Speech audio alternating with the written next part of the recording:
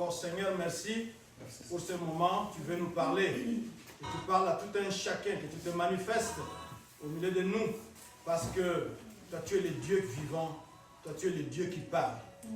Laisse que ton Saint-Esprit, qui crée en nous le vouloir et le faire, dispose nos cœurs, dispose nos oreilles, dispose nos yeux pour te suivre, pour t'écouter, pour capter ton message. Sois béni à jamais, au nom de Jésus-Christ. Amen. Dimanche passé, nous nous sommes posé une question intéressante. C'était de savoir, le prophète Isaïe avait annoncé que l'enfant s'appellerait Emmanuel. Mais quand l'ange Gabriel vient pour rencontrer, pour parler à Marie, il dit qu'il s'appellera Jésus. Est-ce qu'il y avait-il confusion ou comment? Alors, le développement ou les textes nous ont montré que, en fait, Emmanuel, Dieu avec nous, c'est ce Jésus-là, Dieu sauve. C'est ce Dieu-là qui veut sauver. Il nous sauve au travers de la personne de Jésus-Christ qui était Dieu, qui est Dieu, qui représentait Dieu, qui était au milieu de son peuple. Jésus-Christ était venu pour nous sauver. Donc, il n'y a pas de salut en aucune autre personne, sauf en Jésus-Christ. Alors, ce matin, nous sommes toujours autour de ce texte-là, c'est-à-dire des textes qui parlent de la venue du Seigneur. Et comme je l'avais déjà signalé, nous ne disons pas, ou nous n'affirmons pas que Jésus-Christ était né le 25 décembre. Nous ne l'affirmons pas. Mais ce que nous savons, dans les textes, dans la Bible, nous voyons que Jésus-Christ était né un jour, comme l'avaient annoncé les prophètes. C'est pour cela que nous profitons de cette occasion où le monde entier, où les commerçants sont en train de faire de bonnes affaires à cause de Noël. Nous profitons pour étudier les textes des origines, les textes qui nous parlent de la venue d'un sauveur qui viendra pour sauver l'humanité. Il était déjà venu, mais nous voulons entrer en profondeur pour comprendre de quoi il s'agit. Ce matin, nous sommes dans le livre de Luc. Nous lirons le premier chapitre. Luc chapitre 1er. Nous sommes au 26e verset. Nous lirons du 26e au 38e verset. Luc chapitre 1er, verset 26. Je crois que nous pouvons nous lever pour écouter la parole de Dieu. Nous lisons au nom de Jésus-Christ. Au 6e mois, l'ange Gabriel fut envoyé par Dieu dans une ville de Galilée appelée Nazareth, auprès d'une vierge fiancée à un homme de la maison de David, nommé Joseph. Le nom de la vierge était Marie. L'ange entra chez elle et dit, « Je te salue, toi à qui une grâce a été faite, le Seigneur est avec toi. » Troublée par cette parole, Marie se demandait ce que pouvait signifier une telle salutation. L'ange lui dit, « Ne crains point, Marie, car tu as trouvé grâce devant Dieu. Et voici, tu deviendras enceinte et tu enfanteras un fils et tu lui donneras le nom de Jésus. Il sera grand et sera appelé fils du Très-Haut et le Seigneur Dieu lui donnera le trône de David, son père. Il régnera sur la maison de Jacob éternellement et son règne n'aura point de fin. » Marie dit à l'ange, « Comment cela se fera-t-il, puisque je ne connais point d'homme ?» L'ange lui répondit, le Saint-Esprit viendra sur toi et la puissance du Très-Haut te couvrira de son ombre.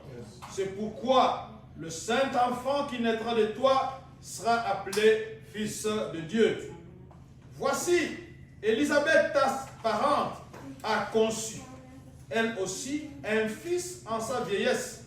Et celle qui était appelée stérile est dans son 6e mois. Alléluia. Car rien n'est impossible à Dieu. Marie dit, je suis la servante du Seigneur, qu'il me soit fait selon ta parole. Et l'ange la quitta. Amen. Hein? Amen. On peut s'asseoir. Notre thème de ce matin, c'est au verset 37. Luc chapitre 1er, verset 37. Rien n'est impossible à Dieu. De quoi s'agit-il ici? C'est une histoire un peu étrange qui se passe ici en ce moment. Une histoire étrange. Comment? C'est Israël était dans l'attente du Messie. On ne sait pas quand est-ce que le Messie pourrait naître. Les prophètes l'ont annoncé. Et on a dit, ça sera par une vierge. Moi, je pense que comme c'était l'attente de la nation, comme à cette époque-là, la Palestine était sous la domination romaine, c'est sûr que chaque femme, chaque jeune fille qui était vierge pouvait espérer. Alors, un jour comme ça, peut-être que Marie était dans sa chambre, peut-être, on n'a pas donné de contexte là-bas, mais elle voit une apparition étrange et elle reçoit une salutation qui attire beaucoup d'interrogations dans sa tête. Si c'était dans une bande dessinée, je crois qu'on allait multiplier les points d'interrogation et d'exclamation tout autour de sa tête. Parce que la salutation de l'ange n'était pas une salutation ordinaire. C'était une salutation étrange. Et bien sûr, devant cette apparition-là, peut-être que les portes étaient fermées, peut-être que les fenêtres étaient fermées, mais vous voyez brusquement quelqu'un en habit éclatant, un ange, qui apparaît devant vous et qui commence à vous livrer un message. Luc, l'évangéliste Luc, qui est l'auteur de ce livre, nous signalons en passant, nous allons y revenir. Luc est un médecin. Il nous donne le nom de cet ange-là. Il nous dit, c'est l'ange Gabriel. Si vous lisez un peu plus haut là-bas, c'est-à-dire dans le même chapitre un peu plus haut, cet ange avait été envoyé 6 mois auparavant chez un prêtre du nom de Zacharie. Cet ange avait été envoyé là-bas et si vous lisez cette partie-là, vous allez remarquer que cet ange affirme qu'il est dans la présence de Dieu. Donc il venait de la présence de Dieu. C'est Dieu qui l'a envoyé pour une mission spéciale auprès d'une jeune fille vierge qui s'appelait Marie. Alors, quand vous lisez les textes, cela n'apparaît pas directement. Mais c'est à partir de la question que Marie pose qu'on comprend que Marie était en train de bien comprendre le message de l'ange. Qu'est-ce qui se passe? L'ange Gabriel annonce à Marie qu'elle tombera enceinte et elle va donner naissance à un enfant qu'on appellera Jésus. Cet enfant-là, comme Marie était fiancée à un homme de la famille de David, Marie était fiancée à Joseph, cet enfant-là sera connecté au trône de David. Et c'est lui qui va accomplir les promesses que Dieu avait faites à son serviteur David. Je dois signaler en passant que en Israël, les fiançailles se passaient en 2 temps. Les jeunes filles n'avaient peut-être pas de choix, c'était les familles qui se mettaient d'accord. Les familles s'entendaient pour que les enfants puissent se marier. Alors, quand on passe cet accord-là, les deux familles tombent d'accord pour que les enfants se marient, les deux fiancés ne vont pas vivre ensemble. Il y aura à peu près une période de fiançailles d'1 an, pendant laquelle, cette période-là, la fiancée est dans sa famille, le fiancé aussi est dans sa famille. Peut-être qu'ils sont en train de se préparer pour se mettre ensemble. Mais ici, il y a une difficulté qui se présente. Quand vous êtes déjà fiancé comme ça, c'est difficile de rompre. Donc, on ne peut pas rompre le fiançailles facilement. L'engagement de fiançailles était comme l'engagement de mariage. Donc, ça ne se rompt pas facilement. Ce n'était pas une histoire d'un jeune homme et d'une jeune fille dans un coin de rue. Après, c'est fini, on se sépare. Non. Ici, les familles sont engagées et les futurs époux n'avaient pas la possibilité de pouvoir se séparer facilement. Alors, qu'est-ce qui va se passer ici? Un ange arrive, il habite, il demeure dans la présence de Dieu et il vient dire à Marie que tu tomberas enceinte, tu auras un fils. Marie a bien compris l'histoire, que c'était du tic au tac. Ce n'est pas quand elle sera en mariage avec Joseph qu'elle va tomber enceinte, qu'elle aura un fils qu'on va appeler Jésus. Mais Marie a compris l'histoire. Marie a compris, a capté le message que c'était imminent. Ce n'était pas quelque chose qui va attendre que Joseph et Marie se mettent ensemble pour avoir un enfant, un fils, mais c'était tout de suite. C'est comme ça que Marie va poser la question. Et c'est une question, c'est quelque chose qui nous révèle que Marie était en train de comprendre la prophétie que nous avions étudiée. La prophétie d'Ésaïe 7,14 qui disait que la Vierge tombera enceinte, elle aura un enfant et on l'appellera Emmanuel. Elle a bien compris le message. D'où sa question quand elle dit que comment cela se fera-t-il parce que je ne connais point d'homme. C'est ce qui précise que Marie était vierge. Et comme je le disais tantôt, l'écrivain, celui qui a écrit ce texte, c'est l'évangéliste Luc. Pour votre information, Luc était un médecin. Il était un médecin, il a fait des recherches. Et c'est sûr que l'histoire ici lui a été racontée par Marie elle-même. Elle a fait des recherches, il a fait des recherches, il a vérifié à gauche, à droite, il a vu les témoins qui étaient là, il a vu les acteurs qui étaient encore là pour nous raconter cette histoire. Et lui, en tant que médecin, quand il affirme que Marie était vierge, alors c'est la réalité. Marie l'affirme ici, elle dit, oui, c'est bien le message que vous avez amené, mais il y a une difficulté. Je suis vierge, je ne connais point d'homme, comment cela va-t-il se faire? Alors l'ange lui donne les moyens. Sans lui donner d'autres précisions, il dit simplement que le Saint-Esprit te couvrira de son ombre et tu tomberas enceinte, tu vas donner naissance à un enfant de sexe masculin qui sera appelé Jésus-Christ. Ce n'est pas de l'incrédulité, mais c'était justement une question de curiosité, de pouvoir comprendre le plan de Dieu pour pouvoir s'y conformer. Et Marie avait donné une très belle réponse, que cela puisse se faire de cette façon-là, puisqu'elle se considérait être la parente de Dieu. Et le message de l'ange ne s'arrête pas là-bas.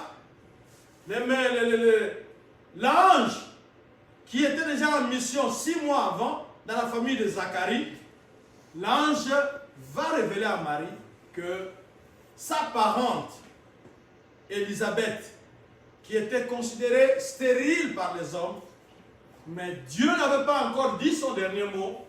Dieu l'a visité dans son âge avancé, et au moment où l'ange était en train de parler à Marie, Élisabeth était grosse et sa grossesse durait déjà 6 mois. Ça, c'était un peu notre histoire. Et comme vous pouvez vous en rendre compte, c'est vraiment une histoire merveilleuse. C'est vraiment une histoire merveilleuse. Comme je le disais tout à l'heure, les femmes en Israël connaissaient la prophétie messianique. On attendait un Messie. Surtout que les Romains sont venus pour coloniser la Palestine. Alors, les gens espéraient. Les gens avaient besoin d'un libérateur, de quelqu'un qui pouvait les sauver. Et c'est comme ça que vous comprendrez que de temps à autre, les gens n'étaient peut-être pas prêts à accepter Jésus-Christ parce qu'il était doux. Il était venu, il se proclame Messie. Il dit que c'est lui le Messie que Dieu a envoyé. Mais pourquoi ne prend-il pas les armes? Pourquoi ne soulève-t-il pas la population pour qu'on chasse les Romains? C'est comme ça qu'on ne comprenait pas très bien le rôle de Jésus-Christ. Mais Jésus-Christ connaissait sa mission. Il était venu pour sauver le peuple de Dieu. Il était venu pour sauver ses frères et ses sœurs de l'emprise, de l'esclavage du péché. Son rôle était un peu différent. Son rôle était plus grand. Il voulait sauver le peuple de Dieu. Malheureusement, les autres ne l'avaient pas compris. Alors, Marie, qui a compris le message, s'était pliée à la volonté de Dieu. Elle avait accepté la volonté de Dieu, que cela soit fait de cette façon-là, parce qu'elle est une simple servante. Elle est un simple outil entre les mains de Dieu, et que la volonté de Dieu puisse s'accomplir en elle. Quand nous lisons très bien ce texte, nous l'avons tantôt mentionné, Marie était fiancée. Fiancée à un homme qu'on appelle ou qu'on appelait Joseph. Cet homme-là était connecté à la famille, était un descendant de David. Donc, Marie était entrée dans la famille de David, ou bien va entrer dans la famille de David quand elle va se marier avec Joseph. Et à partir de là, elle pourra aussi jouir des promesses, des privilèges accordés à la lignée de David. Mais il y a une grande difficulté qui va se présenter ici dans la réponse de Marie. La réponse de Marie, c'était une bonne réponse. Est-ce qu'elle avait bien réfléchi? Est-ce qu'elle n'avait pas bien réfléchi? Nous ne savons pas. Mais nous voulons vous révéler les risques que Marie avait pris. Quels sont les risques que Marie avait pris? Parce qu'elle était fiancée à quelqu'un d'autre. Et qu'elle avait compris que la grossesse là, ça ne sera pas quand elle sera avec Joseph, mais la grossesse là, c'était maintenant. C'était dans cette période-là où l'ange lui parlait. Imaginez-vous, vous êtes fiancé à quelqu'un et votre fiancé apprend que votre fiancée est grosse. Vous n'avez pas encore cohabité avec elle. Elle est grosse. Et vous devez savoir que l'histoire se passe en Israël. Là-bas, on ne blaguait pas avec les pierres, avec la lapidation. Vous vous souviendrez de la femme adultère qu'on avait trouvée en délit d'adultère. On l'a amenée à Jésus-Christ avec des pierres et cherchant à condamner Jésus-Christ, on lui dit, Moïse nous avait dit de pareilles femmes, on doit les lapider. Bien sûr, les gens qui avaient amené cette femme-là étaient partiels. Parce que dans cette affaire d'adultère, l'adultère ne se passe jamais seul. L'adultère se passe au moins à deux. Mais vous avez amené seulement la femme, vous n'avez pas amené l'homme, et maintenant, vous voulez condamner Jésus-Christ pour lui mettre un piège, pour voir comment lui va décider. Alors Jésus-Christ qui était sage, ce n'est pas notre propos ce matin, Jésus-Christ leur dira, bon, comme Moïse, vous avez prescrit de lapider de pareilles personnes, alors que celui d'entre vous qui est sans péché lui jette la première pierre. Et les gens s'étaient dégagés. Donc c'est pour vous montrer le danger. En acceptant la mission de Jésus-Christ, de Dieu, le danger que courait Marie. Dans la société d'Israël, ils étaient stricts. On n'acceptait pas la prostitution. Mais Marie va accepter de tomber enceinte comme ça. D'un mari qu'elle ne connaît même pas, qu'elle n'a jamais vu, qu'elle n'a jamais rencontré, elle va tomber enceinte. Qu'est-ce qu'elle va dire? Comment va-t-elle se justifier? Est-ce que la foule raisonne-t-elle? La foule ne va pas raisonner. À l'époque là, comme en Israël, c'était des grandes robes, des robes amples. La grossesse ne se verra pas. Mais tôt ou tard, on saura que Marie est grosse. Et même si la grossesse ne se voit pas, mais les signes, les mamans connaissent les signes, les dames connaissent les signes. Même si vous avez une robe ample, mais les mamans peuvent savoir qu'elle est grosse, elle est ceci, elle est cela. Et il y a des fois même, les femmes qui sont grosses ne manquent pas de vomir. Donc tout ça, Marie se mettait dans des difficultés, se mettait dans des problèmes. Premier problème, lapidation. Deuxième problème, sa famille pouvait le bannir. On pouvait le rejeter. Tu nous as fait de la honte. Tu as sali notre nom. Comment tu savais bien que tu es fiancé à quelqu'un d'autre et tu vas attraper la grossesse de quelqu'un d'autre et puis tu viens nous raconter des histoires que tu ne connais pas cet homme-là, tu ne l'as jamais vu, c'était arrivé comme ça, un ange t'avait parlé et vous pensez que les parents plutôt, qui connaissaient comment les enfants viennent au monde, et si vous pensez que les parents allaient accepter l'histoire de Marie, on allait la chasser. Et la chasser, pas de prostitution en Israël, elle se met dehors, elle était vraiment en difficulté. Comment pouvait-elle nourrir son enfant là? Et vous savez qu'en Israël, on ne pouvait pas épouser les filles mères. Donc, tel que Marie avait accepté là, elle allait devenir une fille mère.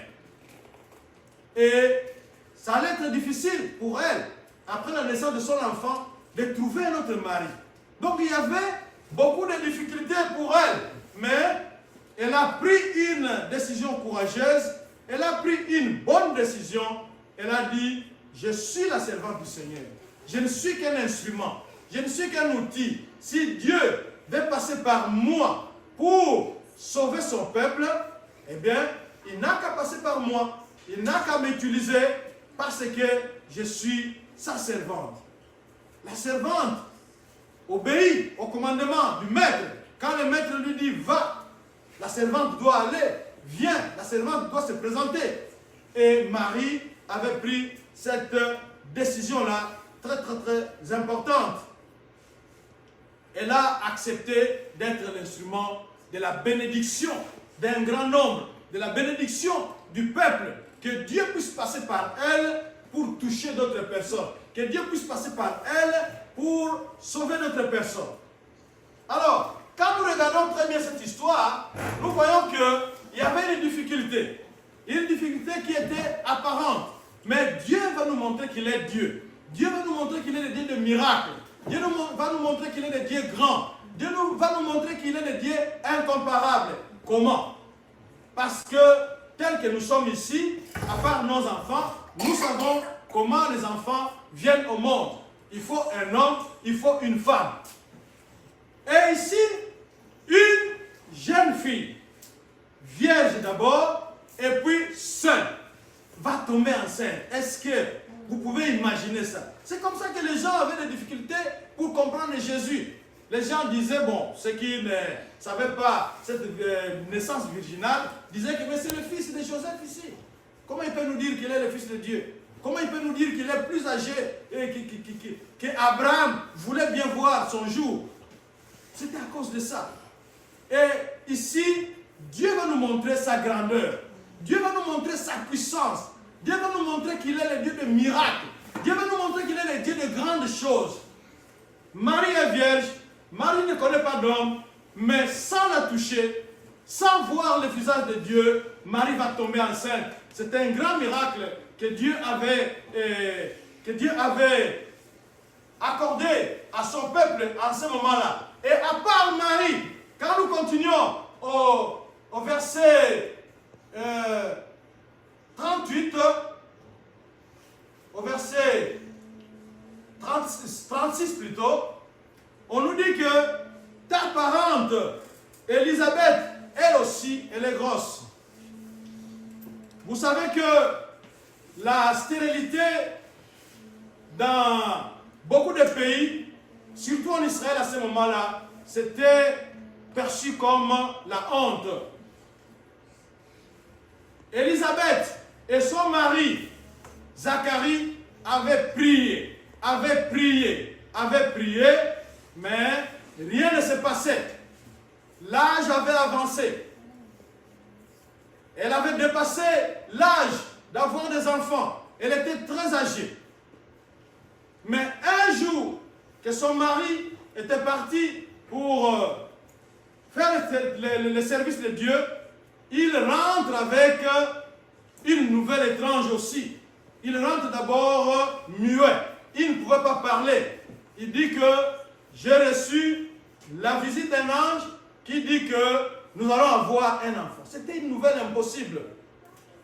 Élisabeth a considéré sa stérilité. Elle ne pouvait peut-être pas croire à ce message-là. Et si Zacharie est devenu muet, c'est parce qu'ils ont prié. Ils ont prié et rien ne venait.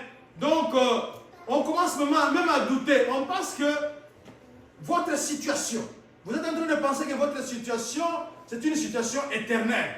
Vous êtes en train de penser que votre situation ne va pas changer. Vous êtes en train de penser que votre situation est plus grande que la puissance de Dieu, que la main de Dieu. Donc vous êtes en train de penser que pour vous c'est fini. Mais ce matin, rien n'est impossible à Dieu. Le Dieu grand, le Dieu qui avait fait avec Élisabeth, le Dieu qui avait fait avec Sarah. Sarah avait espéré elle aussi. Elle a espéré. Elle est tombée dans la ménopause où on ne pouvait plus avoir d'enfants. Il n'y avait plus d'ovules. Elle est montée. Elle est montée au moment où il n'y avait plus rien à faire. Elle a tenté sa solution. Sa solution n'a rien donné. C'est-à-dire, quand Agar est tombée enceinte, Agar, qui était la servante de Sarah, a commencé à se moquer de Sarah. Donc ce n'était pas une bonne solution. Et Dieu a attendu que les choses se calment, que les choses se gâtent complètement pour que lui vienne agir, pour que sa gloire puisse éclater. Nous connaissons Sarah, et nous connaissons Rachel, qui avait été stérile. Mais quand son mari avait prié, Rachel avait eu des enfants. Nous connaissons Anne, qui avait prié, qui montait chaque fois, chaque année au temple pour aller prier. Mais cette fois-là, le Dieu tout-puissant, le Dieu incomparable, le Dieu merveilleux, le Dieu de miracles, l'avait visité et Sarah nous avait donné Samuel. Et ici, nous sommes en présence d'Élisabeth, moquée par les gens. On la désigne. Elle avait même envie de se cacher parce que c'était honteux de ne pas porter d'enfants. Pour eux, pour cette société-là d'Israël, il fallait coûte que coûte une femme, il fallait coûte que coûte qu'elle donne naissance aux enfants. C'était la honte. Mais un jour, Dieu est venu effacer les larmes d'Élisabeth. Un jour, Dieu a vaincu la stérilité. Dieu a vaincu la stérilité. Dieu a fait un miracle avec la Vierge, sans que la Vierge couche avec un homme, mais cette Vierge est tombée enceinte parce que le Dieu que nous sommes en train de prêcher ce matin, le Dieu que nous servons, il est le Dieu de miracles. Il est le Dieu de grandes choses. Qu'est-ce qui peut être impossible à ce Dieu-là? Toutes les choses qui sont impossibles, amenez-les à Dieu. Dieu a une paire de ciseaux. Il va prendre votre impossibilité, il coupe les imp, il coupe les imp, et la chose devient possible. Amen. Amen. La chose là va devenir possible. Oh non, j'ai tenté, j'ai fait ceci, rien ne donne. Amenez la situation à Dieu. Yes. Il est là ce matin avec vous. Il peut vous exaucer. Il a une grande paire de ciseaux entre ses mains. Il va simplement couper. Et la chose va devenir possible. Parce qu'il est le Dieu de l'impossibilité. Il est le Dieu qui dit un mot et la chose arrive. Il est le Dieu qui appelle à l'existence ce qui n'existe pas. Les choses que nous voyons et celles que nous ne voyons pas, ce sont des choses qui ont été créées seulement par sa parole. Il appelle à l'existence ce qui n'existe pas. Ce que vous demandez, ce dont vous avez besoin. Il peut simplement dire un mot et la chose va venir. La chose va arriver à l'existence. C'est lui qui a créé tout ce que nous voyons et tout ce que nous ne voyons pas. Et il nous a dit qu'il s'appelle Dieu avec nous. Il veut être avec nous. Il est au milieu de nous ce matin. Il nous regarde. Il nous écoute. Il nous attend. Quel est ton problème? Quelle est ton impossibilité ce matin? Amène-les à Dieu. Oh non, j'ai essayé, c'est impossible. Oui, amène-les à Dieu pour que sa gloire puisse éclater comme elle avait éclaté dans la vie de Zacharie et d'Élisabeth. Comme la gloire avait éclaté dans la vie de Marie, où l'ange lui affirme que Dieu est avec toi. C'est ça le sens de l'Emmanuel. Le Seigneur est avec toi. Le Seigneur te fait une grâce. Ce n'est pas Marie qui avait demandé qu'on la choisisse, mais c'était la grâce. C'est une faveur imméritée. Dieu a jeté son dévolu sur Marie et Marie a été celle que Dieu a utilisée pour nous donner un sauveur, Emmanuel, Dieu avec nous. Alors ce matin, nous voulons prier, nous sommes à la fin, nous voulons prier. Qu'est-ce qui vous tracasse? Qu'est-ce qui est impossible pour vous? Nous allons aller à Dieu pour les lui abandonner, pour les lui expliquer, pour les lui dire. Ce matin, Dieu cherche encore des gens comme Marie. Dieu a encore des missions à nous confier. Il cherche des gens qui sont disponibles comme Marie. Est-ce que, comme Marie, vous pouvez accepter d'accomplir la mission divine? Je ne sais pas ce que Dieu vous demande. C'est à vous de parler avec ce Dieu-là. C'est à vous de dire merci à ce Dieu-là. C'est à vous de dire oui à ce Dieu-là. Parce qu'il n'a pas changé. Il avait envoyé Marie pour que les gens soient sauvés. Peut-être que Dieu veut t'utiliser ici, dans cette église, dans cette ville, dans ce pays, pour une mission spéciale. Est-ce que tu es disposé à accepter cette mission de Dieu? C'est à toi de le lui dire.